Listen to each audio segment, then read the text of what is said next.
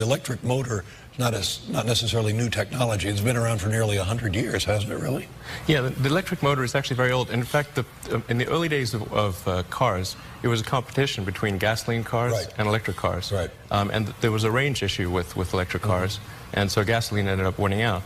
But now that with the advent of lithium-ion batteries, we can now address the range issue. So the real breakthrough is the batteries then. How to store that electricity. Yeah, it's the single biggest breakthrough. Right. Yeah. And I remember like 15 years ago, there were General Motors was making the EV1, or Saturn was making the EV1, and it was an electric car that was in California, and there were 1,000 of them on the road. So again, the idea that we have an electric car is not a breakthrough. We had electric cars, and to my way of thinking, we should be so far ahead of this curve, much farther ahead than we are now. For what reason? Why don't we have more electric cars today?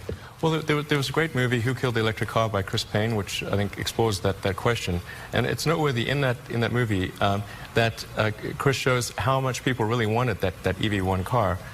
In fact, they wanted it so much that when the cars were forcibly taken away from them and crushed they weren't actually destroyed, they were actually crushed.